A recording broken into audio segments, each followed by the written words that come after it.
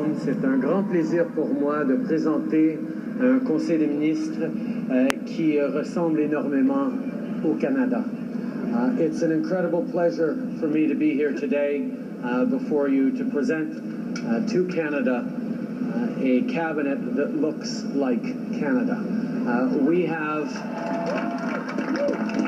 an awful lot of work to do in the coming weeks, months, and years. But I know that Canadians expected us to come together and put forward a team that is going to be able to deliver on the change, on the ambitious plan for this country that the Liberal Party ran on, and that's exactly what we are going to deliver. Les Canadiens ont eu de grandes attentes pour nous, et je suis très content de démontrer que nous avons l'équipe extraordinaire pour livrer sur les valeurs on the values, the plan that Canadians are expecting from this government. Hi, Julie Van Dusen, CBC. We've seen, congratulations, first of all, and we've seen some visible changes in your approach, but could you just explain to us, if you had a message to Canadians, what kind of government are you hoping to offer them? How will it be different?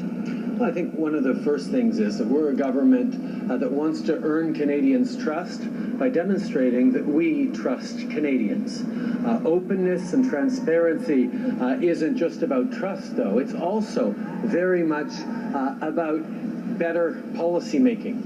Better decisions, when media can do their jobs of holding us to account and asking tough questions, when disclosure and access to information is just the way Parliament behaves, when open data and evidence-based policy is at the heart of policy making and governance decisions, you get the kind of government that Canadians expect and deserve, and that's what we're going to be working very, very hard to deliver. And a second quick question. You're making history today in the sense that you're the first Canadian Prime Minister whose father was a Prime Minister, and many people in the crowd mentioned your father, and I'm just wondering, do you have any thoughts today to share with us? Obviously, I think of my father and how pleased he must be that Canada so firmly came together around an ambitious vision for the country that we presented. But my thoughts today, sorry Dad, aren't mostly on him. They're very much on my own kids and on the kids across this country that we are going to work very, very hard to ensure they have a better future. I am forward-looking, and that's what we're going to do.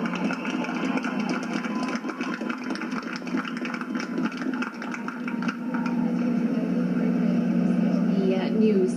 First of all, your cabinet, you said, looks a lot like Canada. I understand one of the priorities for you was to have a cabinet that was gender balanced. Why was that so important to you?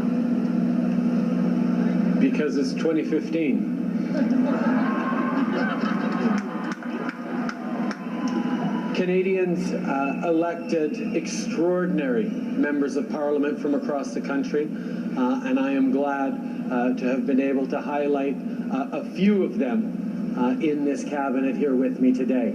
However, there are an awful lot of extraordinary Canadians who are not in this cabinet behind me, who are also going to be strong voices for their community and their country, because one of the things that I am committed to is ensuring that all parliamentarians, all 307 of them who aren't here with us today, are able to be strong voices for their communities, to push their issues, and to make sure that the diversity that makes this country so strong is the diversity of views that carry us forward.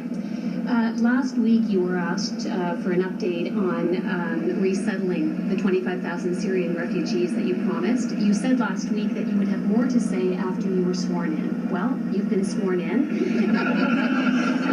Can you give us an update on what you're doing to get 25,000 refugees here to Canada? Well, I just took a big step towards it by appointing the kind of cabinet that's going to get things done.